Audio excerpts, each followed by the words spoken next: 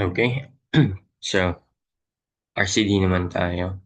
Let's talk about this um beams or flexure.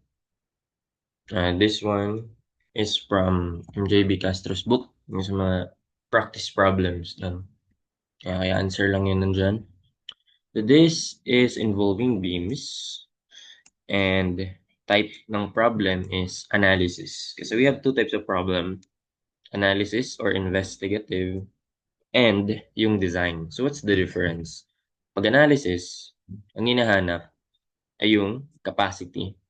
Ganito, hindi man capacity yung hinahanap, pero kailangan mo kunin yung capacity para makuha mo yung load niya, yung safe, uniform, live load. Or pwede rin ultimate load. Mismong load lang. Explain ko na lang yun mamaya. Ito, kailangan natin gamitan ng load combination. Okay. Okay, so let's solve this problem. So a rectangular beam has the following properties. You have beam width. So isulat na agad natin yun. Then, nilagay ko na yung figure dito. Kinuha ko lang din yan sa book ni Castro. Para explain ko na rin. At marami tayong makukuha dun. Okay, so sabi, ang beam width ay 250 millimeters. Beam width 250 millimeters. Effective depth, that is the distance from the top compression fiber to the centroid ng reinforcement. So that is what? 460. Ano yan?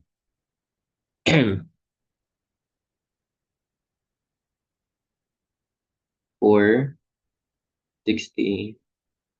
mm. So as you can see, bigay lahat yung dimension ng beam. So pag ganun, analysis na rin yan. Okay? Though pwede rin namang hindi pala ibigay ito, no? So ayan, basta kapag ganito yung problem, ganito lang yung flow. Na-explain natin yan. So may beam width, may effective depth, ano pa. The beam is simply supported over a span of 6 meters. Mamaya natin yan, kailangan. And carries a uniform dead load of 618 newtons per meter, including its own weight. So the beam is reinforced for tension only. So ayun, no? With area of steel is 325 mm. Tatlong 25 mm. So ganyan lang natin siya i-represent. So, pwede mo lagyan ng dalawang bakal din dyan para tatlo. Pwede natin gawin yan. Para di na natin isulat na 25, na tatlo. 25 lang. Pero ko ba i-duplicate to? Can I? Oh, I can. Pero ang gusto ko gawin ay ito. Ay, di nga nakita. Di, okay na yun. Okay na yun kahit di siya perfect. Circle. Hindi.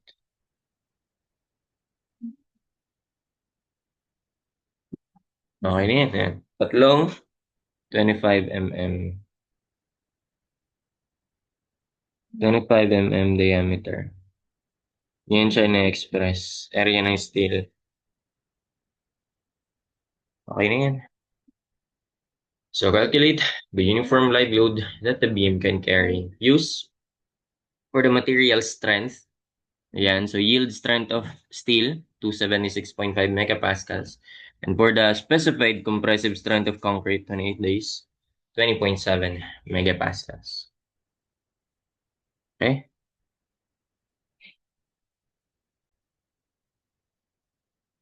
Sige. Let's solve this problem. So, ayan. Anong first step dito? Explain ko tong nasa figure na to. Ayan. So, ito yung profile talaga ng beam natin. Kung kapag tinignan mo siya side profile, ito talaga yung nararamdaman niyang stress. Okay? So, kumbaga, um, hindi siya regular shape, hindi irregular, or kind of parabolic. Yan, ganyan yan lahat. Compressive kasi yan eh. Di ba na tanggal? Lock ko lang 'to. Ayan. Okay, so compressive 'yan, dito naman tensile. Tensile, tensile. Dito compressive, so 'yan yung 'di ba kapag may moment ka kasi diyan, naalala niyo pa sa strength of materials, kapag ang moment mo ay positive moment, kumbaga ayan, So 'pag positive yung moment, ibig sabihin parang pinapangiti mo yung beam. Ayan, ito yung beam. So ito yun, parang ganyan.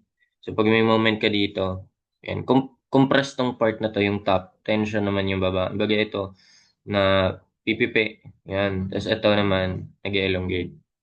Yung ganun. Kaya dito, compressive 'to. Tapos ito tension, kaya doon tayo naglalagay ng bakal.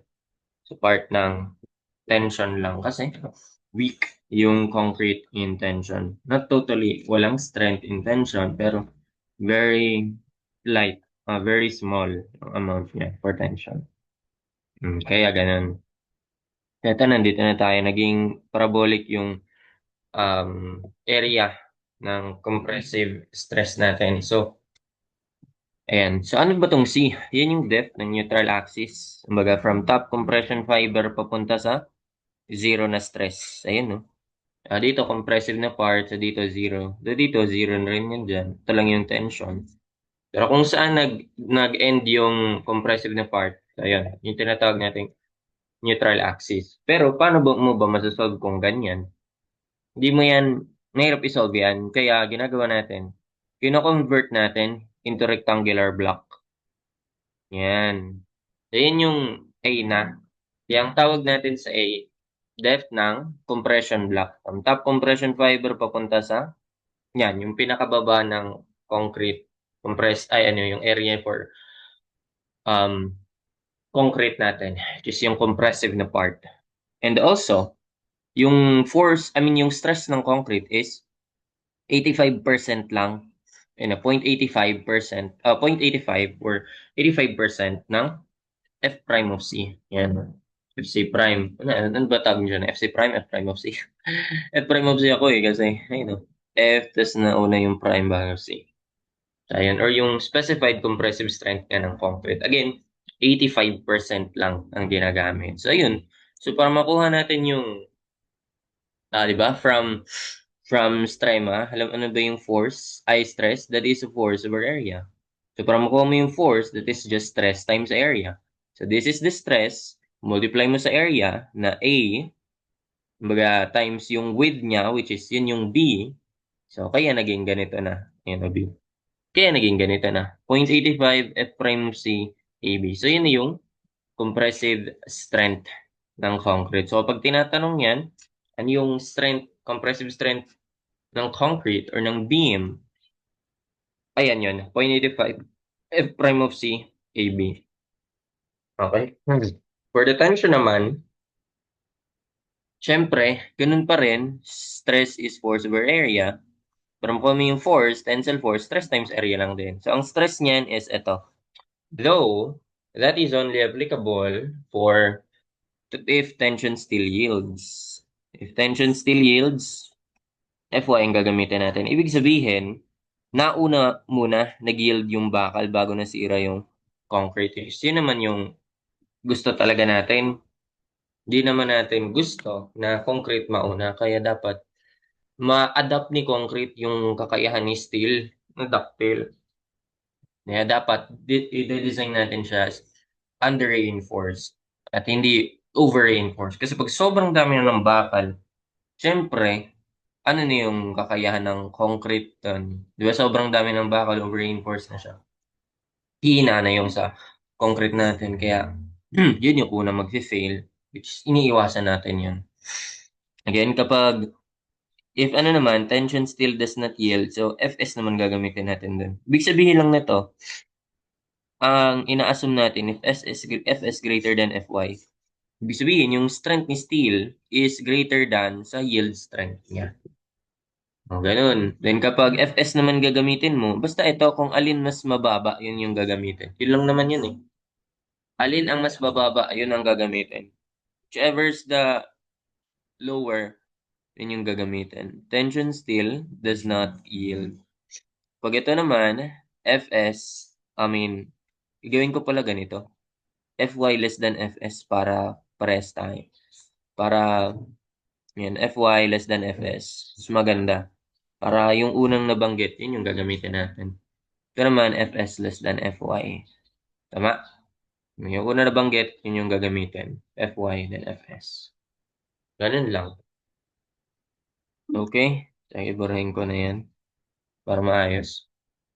Okay, so ayun. Kaya, by summation of forces along X, ito lang yung force, compressive, ito lang yung to the left yan, tapos ito naman yung tension to the right. So ayun, equate mo lang yan sila.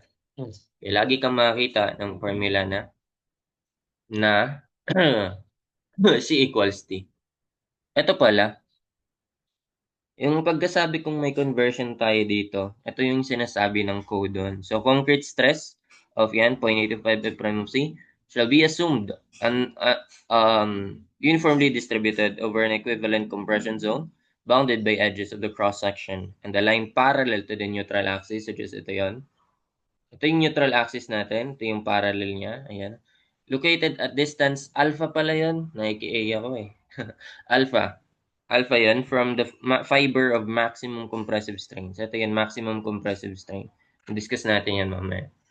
As calculated by Einstein. Ang conversion is just yung alpha, yung depth ng compression block is just equal to beta 1 times depth ng neutral axis. Now, ano yung beta 1 dyan?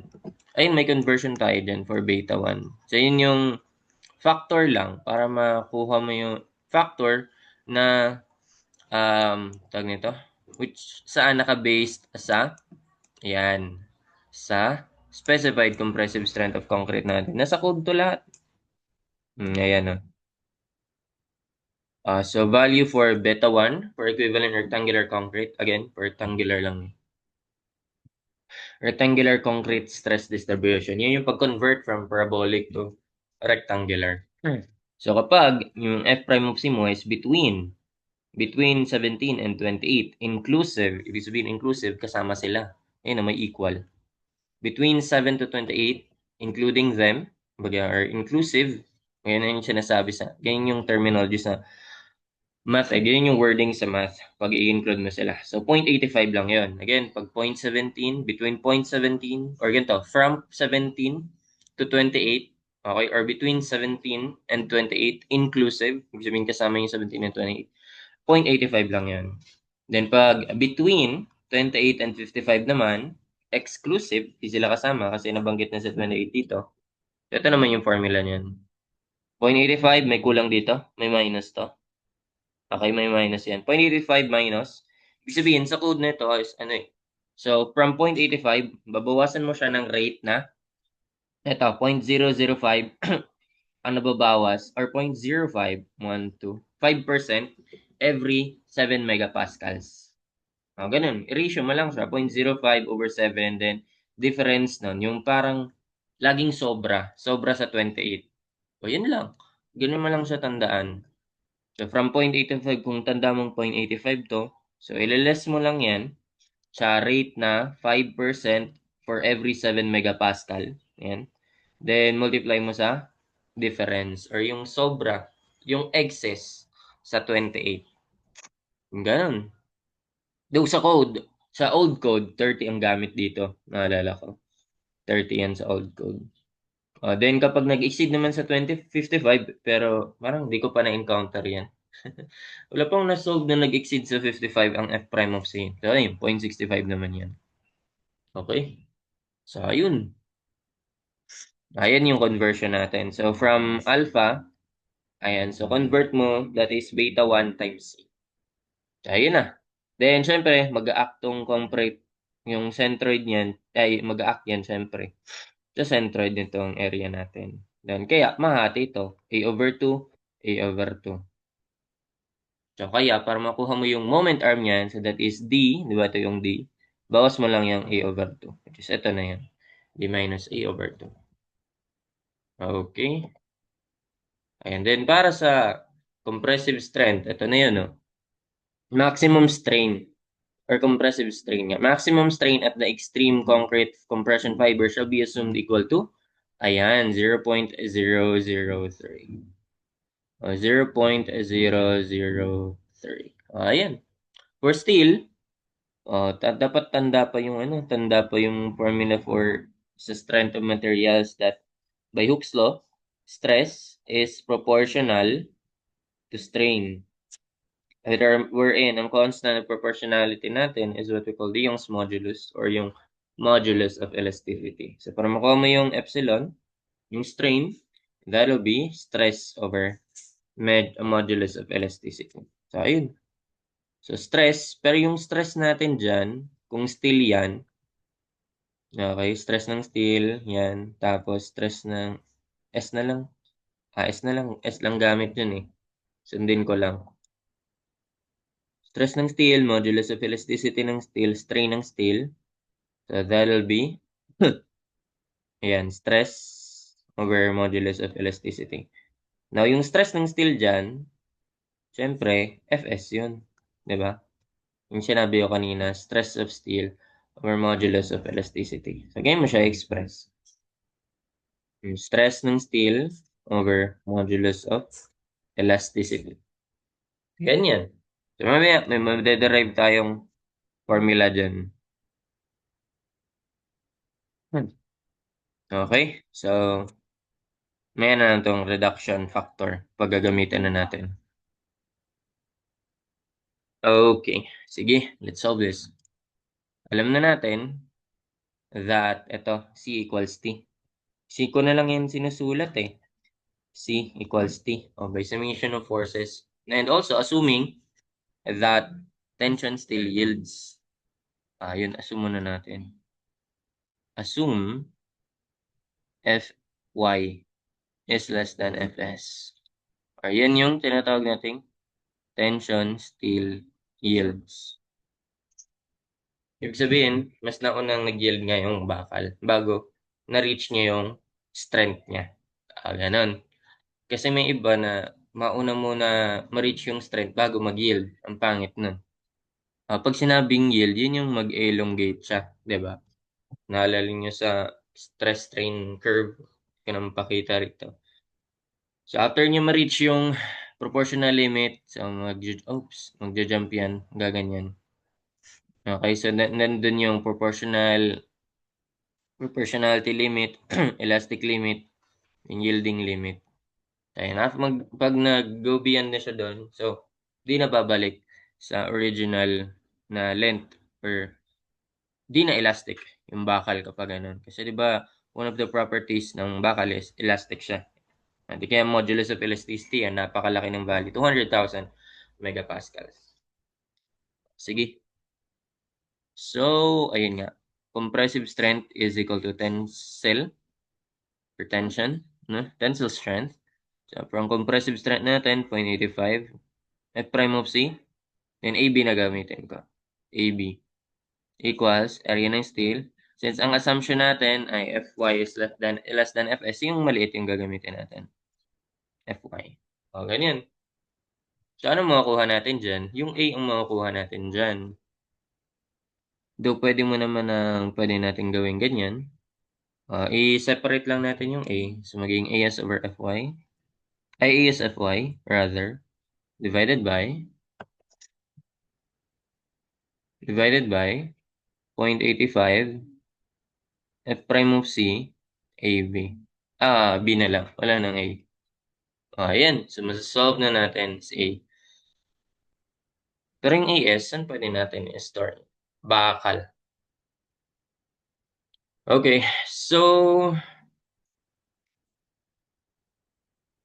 direkta na lang ako. Erekta ko na lang siya.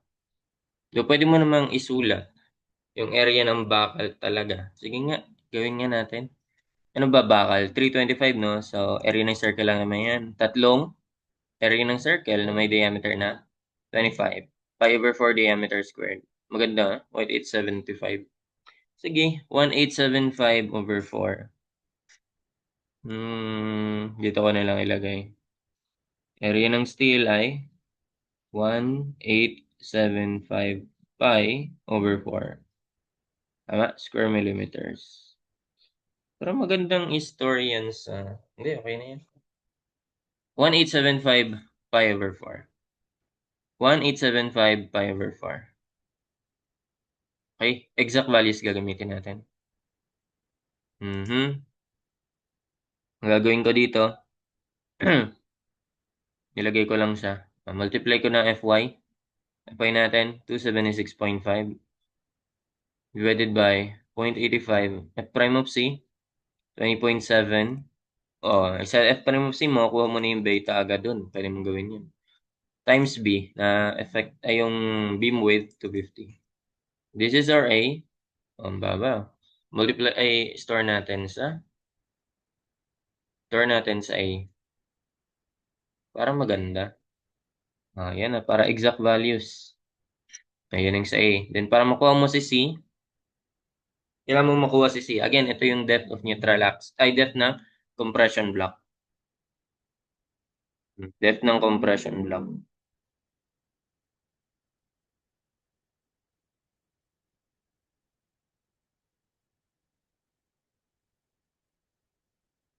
Wala, tinype ko na lang. Ay, wait lang ha. Para mas okay.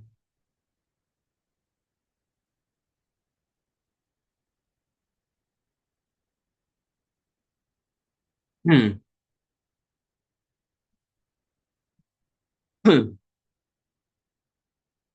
Depth of compression block. Ayun. Ayun yung A. Yung A natin. Depth ng compression block. So, ito yan. Oh. Okay, yun kalaki yung ano natin. Meron na tayong value per A. Para sa C, makuha mo yung depth of neutral axis. Pero, hindi pa yan yung sure ha. Kaya hindi pa talaga yon. Hindi pa yan yung final na depth. Dapat ma-confirm muna natin. Pero yan nga yung A. Pero need pa natin ma-confirm yan. Pakita ko na lang din mamaya. So para sa C, di ba alam naman natin that ito, alpha. Alpha pala no? Sige, tinik ko na lang ha. Sanay ako sa A. So A is, hirap din i-draw ng alpha. Pwede naman. Pero A na lang ako ha. So C naman ay A of alpha. A over beta 1. A ko na lang ha. A over beta 1. Ang beta 1, less than 17 to 28, 17 to 28, in between siya pala. So, ang beta 1 natin dyan ay 0.85 lang. Ganun lang. Pag nag-exceed lang ng 28, dun mo lang gagamitin yung formula. Okay, so alpha over beta 1. So this is our C. The depth neutral axis.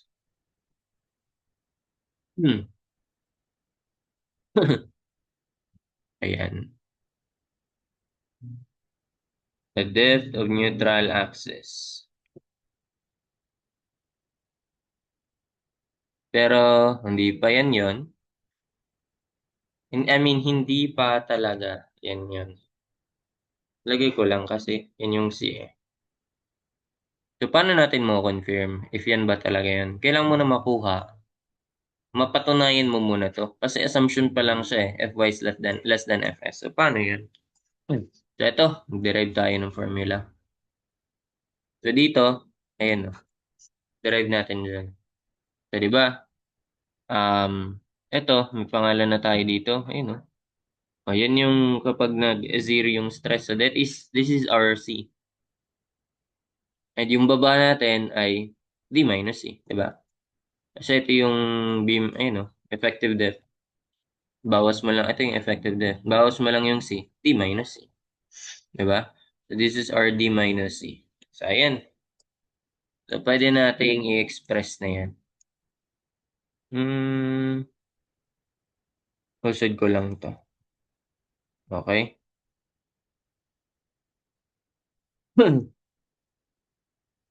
Okay, okay na yan. So, ano lang yan, di ba? Equal angle yan sila. So, same lang yan ng ano, tan theta. Di ba? Tan theta. Opposite over adjacent. Or kahit sign, pero tan ang gagamitin natin. Opposite over adjacent equals opposite over adjacent. Ganun. So, ang opposite niyan ay, ito muna, opposite niyan ay 0.003. Which is, sino yung strength, ay strain sa concrete? 0.003. Opposite over adjacent, which is C, is equal to, ito naman, opposite niyan is ES. Pero express na natin as ganito. So, Fs over modulus of elasticity ng steel. Opposite over adjacent, D minus E. Okay? Baka dali, di ba? So, paano na yan?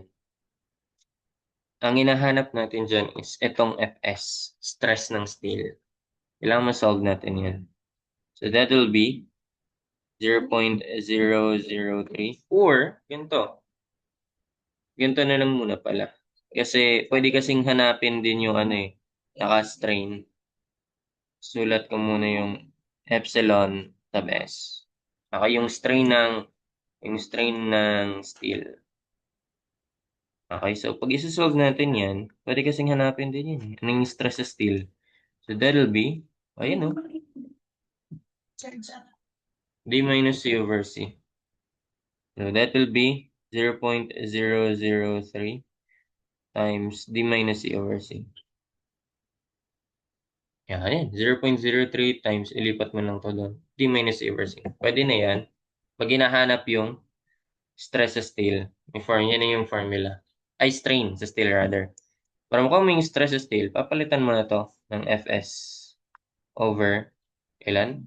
Modulus of elasticity ng steel. So, ilan ba yun? 0.003 times D minus C over C. Ilan ba yung modulus of elasticity ng steel? Dapat alam mo na yan. So, that is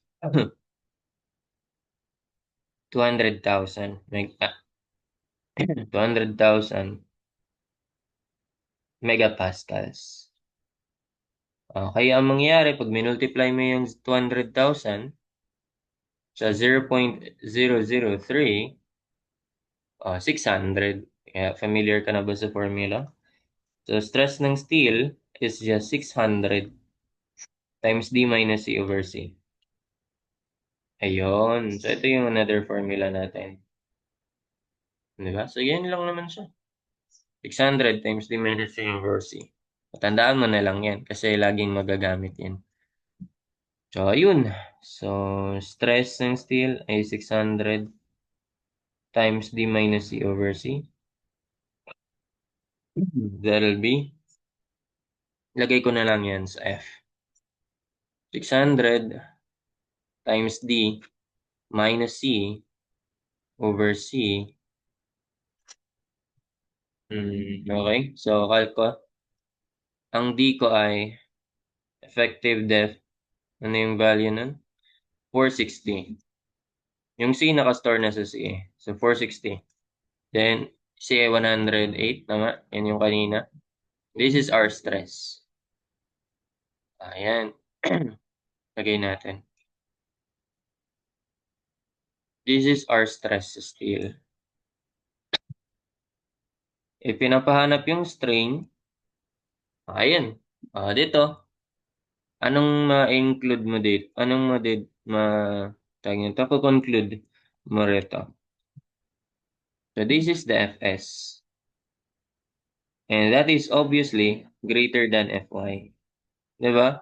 So ibig sabihin, tama to. Assumption natin na Fy is less than Fs. Kasi Fs is greater than Fy. Or ibalik rin natin, Fy is less than Fs. Then tama. Ibig sabihin, tama yung mga assumption natin. So ibig sabihin, tama na to. Tama tong depth of compression block na to, tama rin tong depth of neutral axis na to, and tama rin yung stress na to. Ganun, megapascals. Wala pala akong nilalagay na unit, no? Lagyan ko na lang. So kung tama na yung mga yan, edi wala tayong mababago sa assumption. Kung mali yan, if ever, yeah, may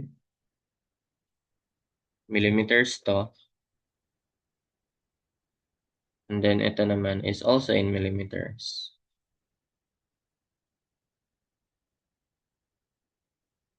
Ngayon, if ever mali yan, uulit ka dito. Papalitan mo tong Fy ng Fs.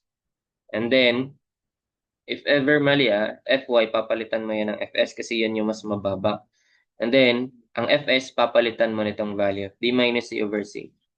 And syempre, yung A, papalitan mo ng beta 1 times C. Bali, ang una mong masasolve is si C. Ganun ang mangyayari kapag mali yung assumption mo. O, ganun. So, meron ka ng stress na steel. Then, ano nang mangyayari sunod yan? So, this will be, ito na yon yung strength reduction factor. Bababa ko ngayon. Okay, yung strength reduction factor na. So, kung mapapansin nyo, ito yung figure. Ayan. So, may tinatawag tayong compression controlled, transition zone, and tension controlled. So, basically, itong tension controlled, ayan lang yung ano, ayan lang simple yung, iniba lang yung term.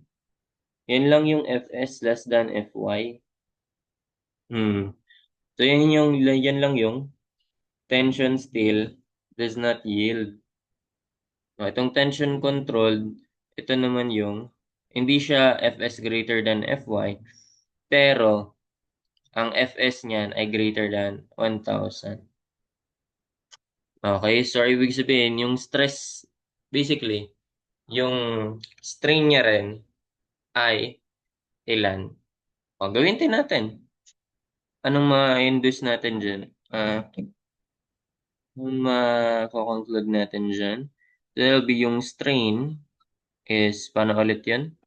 Nakalimutan mo, stress is proportional to strain. So, ang strain ay stress or Fs over modulus of elasticity. Ayan. So, ang stress niyan ay, ayan, 1,000. Divide mo lang pa yung modulus of elasticity, no? 200,000 megapascals. Ayan, 0.005. 0.005. Ayun. So, yun din yung same lang yun sila. Baka ganun yung makita mo eh. Naka-strain. 0.005. So, ibig sabihin, pag lumagpas na siya doon, actually greater than equal pala, no? Greater than or equal. Ayan. Pag greater than equal to 1,000 yung stress, so yung tension controlled siya. Ito naman, greater than equal to 0.05 ang strain. Tension controlled din siya. Paano yung transition doon? Eh di kapag nasa in-between ka, Fs less than Fy, paano pag yung Fs mo is between Fy and 1,000? So yan, transition zone yan. So yan yung gagamitan mo nitong formula na to. Kasi, ang minimum natin ay 0.65. So, ayun, no? Hindi naman na siya bumaba. Ang maximum naman natin ay 0.90. Nasa code din yan. 0.90, di ba? So, kapag in between doon, interpolate mo lang yan. Para pwede man yung gamitan sa interpolation lang yan. Linear lang yan, no? Linear lang yan. Interpolate mo lang yan. Or kung gusto mo formula-based, ito siya. 0.65, yun. 0.65, dadagan mo ng parang ratio. May dadagdag ka ng fraction ng difference nila, which is 0.25. Kasi 0.65 plus 0.25 is 0.9. That will only happen if ang Fs mo ay 1,000 na. Kasi 1,000 minus Fy over 1,000 minus Fy, that will be, ayan, that will be 1. So, pag greater than 1,000 na, automatic na yun, di na pwede mag-exceed ng 0.9 yung strength reduction factor mo. So, 0.9 lang yan ang maximum yan. Ibig sabihin hanggang 90% lang pwede mong i-reduce. Ganon. Or kung gusto mo naman na nakakita ka naman ng in terms of strain, yun yung gamit nyo. So, dito naman yan nasa code. Yun yung nasa code talaga. Ayun no, yun din yung sinabi ko. No, naka-express of strain lang to. 0.005, yan yung 1,000 megapascals, di ba? Ayun. Ito, for spirals, di pa naman masyado nagagamit yan. For ano yan? For column. Yan pang axial force. Kasi this one is applicable for moment, axial force, or combined nila.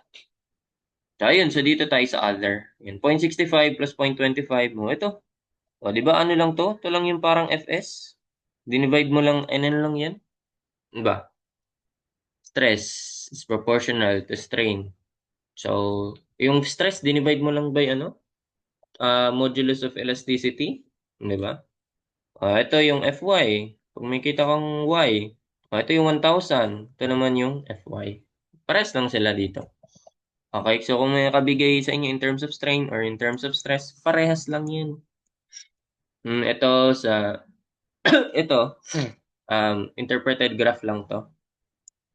So, ayun. So, in that case, since greater than 1,000 yan, that is greater than 1,000, dito ko nalagay, greater than 1,000. So, kaya ang gagamitin natin na phi or strength reduction factor ay just 0.9. Ayun. Napakadali yan. O, yan na. May strength reduction factor ka na. So, pag meron ka na nun, dun ka na sa, pwede mo na makompute yung nominal moment. Nominal moment. Nominal moment, so yun nun, kinakailangan na natin yung i-moment lang natin. So, either pwede ka mag-moment dito or mag-moment ka rito. Kahit saan naman yan, kasi equal nga lang yung T and S, ay T and C, di ba? So, if I choose to moment dito, edi ang moment arm ko ay, ito, D minus A over 2 pa rin. Ito lang yung force ko. Pero kapag mag-moment ako dito, dito naman, still ang moment arm ay D minus A over 2, and ang force ko na ay CT. So, ibig sabihin, pwede mo lang mapagpalit yung C or T. CC lang doon, pero C ko lang isulat yan. Pwedeng C, pwedeng T. In moment arm, D minus A over 2. And then, para ma-convert na natin into kilonewton per meter, kilonewton meter, multiply na natin yan by, or divide na natin yan by 1 million. Or multiply by 1 times 10 to the negative 6. So, ayun. So, ito, pwede yung C, again, pwede yung C, pwede yung T, kasi nga, dito pa lang, equal naman sila eh. C equals T. Diba? C equals T. Equal naman sila. So, ganun. So, ito, I choose, parang mas okay yung T. Mag-T na lang ako. Kasi ASFY lang yun eh. Diba? T na lang. So, that'll be ASFY times D minus A over 2. Ayan, 10 times 10 to the negative 6. So, ang nominal moment natin,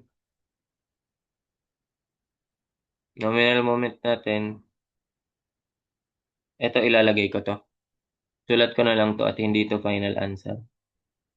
Nominal moment natin, ayan yung nominal pag may subscript na n. That'll be AS, di ba 3 yun? Times pi over 4.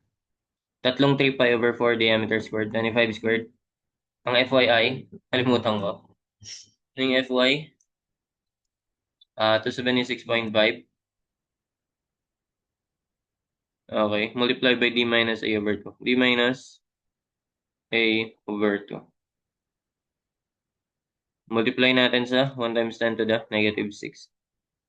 D 460, 90, ang A ay yan, tama na yun. 168 ang nominal moment. Yan yung nominal moment capacity. 168.457.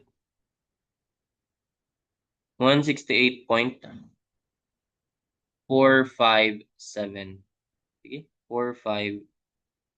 So, that is naka-kilonewton meter. So, again, then, para makuha mo yung mismong design strength na, so yan yung i-reduce natin. PMN. That is just 0.9 times MN. Okay, so that'll be, okay. Multiply ko na lang yun. 0.9 times answer. 151.61. 151 point, store ko na yan. Lagay ko na yan sa M. Okay. Ayan. Ayan na siya. 151.61 kilonewton meter. Ayan na yun. Nominal, ayan yung design. Pag hinanap yan, yan lang siya. Okay? So, paano yung sunod niyan? Ayan na yun. A rectangular beam has the following properties, blah, blah, blah. So, ito. The beam is simply supported over a span of 6 meters. So, pwede kasing hanggang dito lang yung tanong, design strength lang. So, yan na yun. Or pag nominal man lang, ito lang yun. Pag nominal moment, ito na yun. Pag nominal moment, ito na yun. Tapos, kapag strength reduction ay stress ng steel, ito na yun. Strength reduction factor, ito na yun. Pwede kasi maraming tanong eh. Oh, ito, no, depth ng neutral axis, depth ng compression block, stress ng steel. So, yun yung mga tanong. Oh, pag pinapahanap naman yung CNT, CNT, parehas lang yan. Yung, ayun, from dito, strength ng compressive or compressive strength ng concrete is equal lang din sa tensile strength niya. So, ibig sabihin, pwede mo lang itong, ano, substitute mo na lang yan agad dito. Pakita ko. Pwede kasi itanong yun. 0.85, F prime of CI, 20.7 ba yun? Halimutan. 20.7, prime of CAB. Nag-star ba ako sa B? Wala. Lagay ako ng B. Ano yung B? 250. Dapat pala dito ko na lang in-store yung bakal. Area ng bakal. Ayan. So, laki. Tama ba? 0.85 F prime of CAB. A, B. Tama? Okay. So, yun talaga siya. Ayan. Laki na ang value, no? So, that'll be engineering notation na lang natin yan. 407 lang pala. That is naka kilonewton. 407. Yun na yun.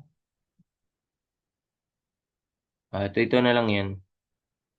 407.1780 na lang. Kilonewton. So, yun yung compressive strength or yung tensile strength. Pwede na, try naman nating tensile strength. Ano yun? 3 pi over 4 AS diameter squared. FYI, kalimutan ko ulit. 276.5. 276.5. Parehas yun sila. 407.18 kilonewtons. So, ganun. Ganun lang yung mga yan gawin.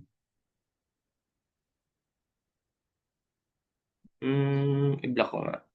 407.18. Okay, tama naman. 407.18. Kasi kilonewtons. May E ka na eh. Ayan. Ganyan. Daming pwedeng matanong dyan. Okay, so okay na tayo dyan. So, paano yung susunod? Again, the beam is simply supported over a span of 6 meters. Base ko ba yan dito? Okay. Ito na lang. Pakita ko na lang to. Ito yung for simply supported beam. Ayan. Simply supported span sa may parang supports ka. Hinge dito, roller. So, basta isa hinge, isa roller. Para stable siya.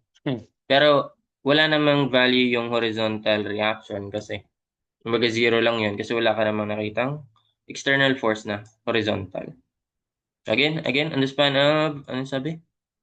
6 meters. Carries a uniform dead load, 680 newtons per meter, including its own weight. Kung hindi sinabi na, kung hindi nabanggit itong including its own weight, kailangan mo pa idagdag yun.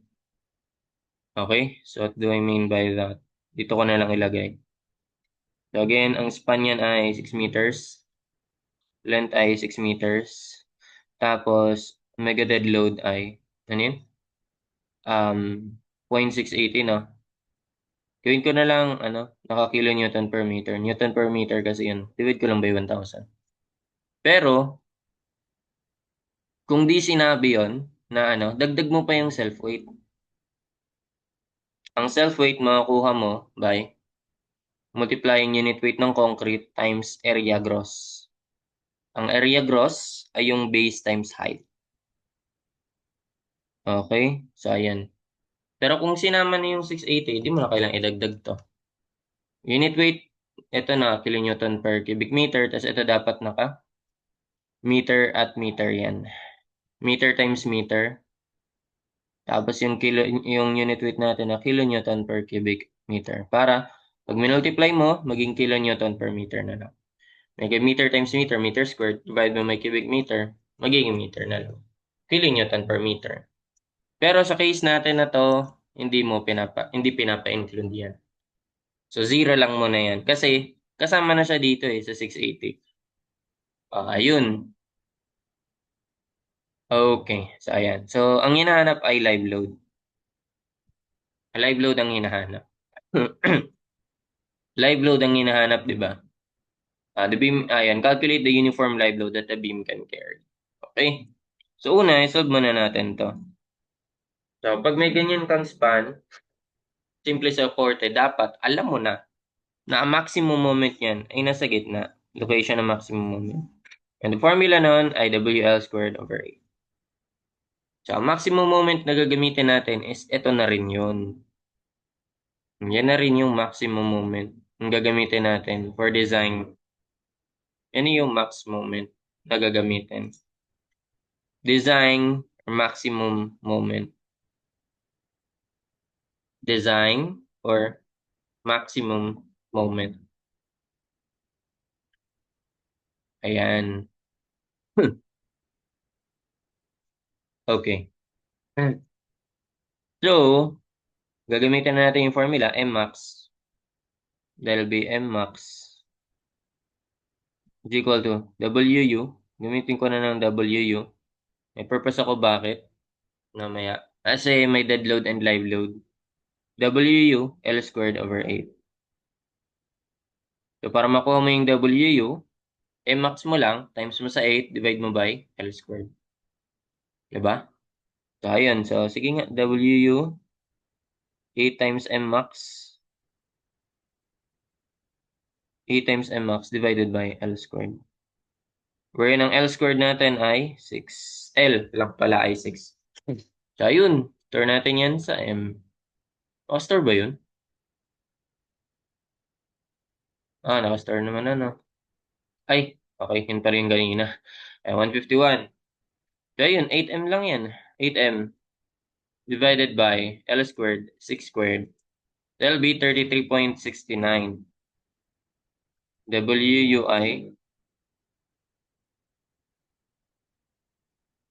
33.69 kilonewtons per meter.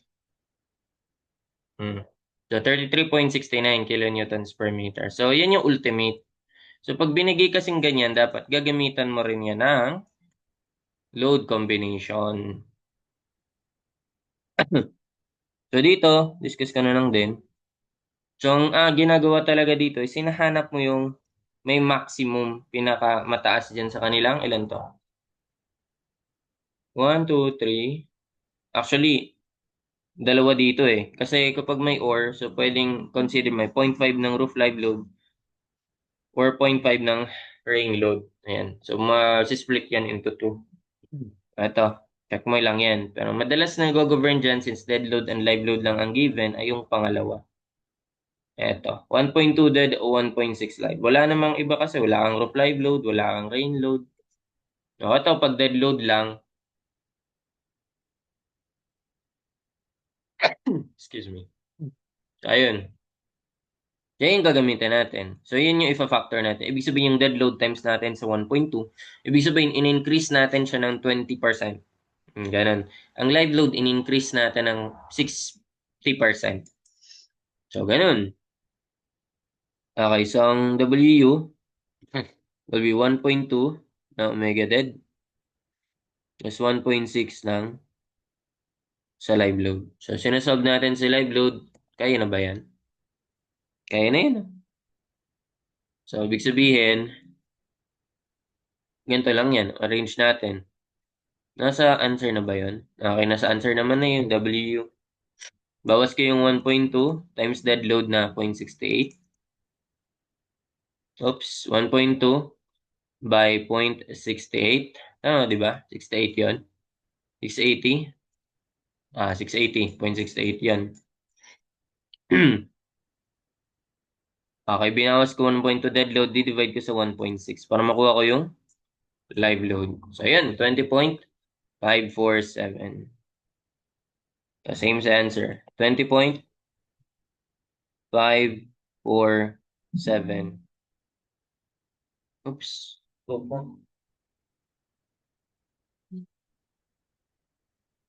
20.547 kilonewtons per meter. Okay, so ganyan siya. Ganyan mag-solve. Dami dinaanan, no? So, ayan. If you learned something. Ayan, 20.547, same answer. Kilonewtons per meter. And actually, ipapakita nga lang din po. So, ba't naka-review only lang ako? For a while. Okay, so ginawan ko yun ng spreadsheet na pag-substitute lang natin ng F-prime C, Fy, BD, number of bars, diameter of bars, compute na natin yung mga kakailanganin. So, prime of C, 20.7 yun, di ba? Fy ay 276.5. Ang beam width ay 250 ba yan?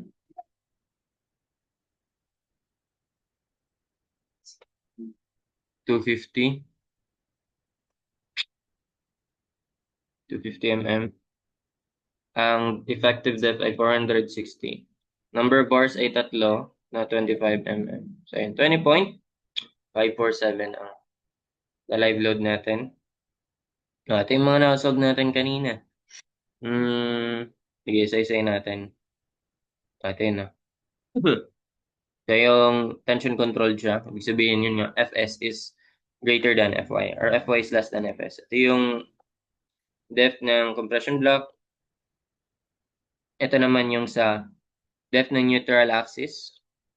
The strength of steel. The strain. Ito pala yung strain. Hindi ko na sinove eh. So, yung reduction factor, yung strength sa compressive strength ng concrete. Same lang din sa tensile strength. The nominal moment capacity. The design moment capacity or yung maximum moment na yun na lang din ginamit natin, 151.61. And ayun, ito, pag tinanong yung maximum load na yung hindi siya kinoconsider yung ano, kumbaga naka-general. In general, yung live load and dead load, kumbaga pinagsama na siya. Ayan, 33.69, yun yung una nating na-solve. Gamit dito. Nasaan yun? 33.69. And that's it for this problem. Hope you learned something. Thank you.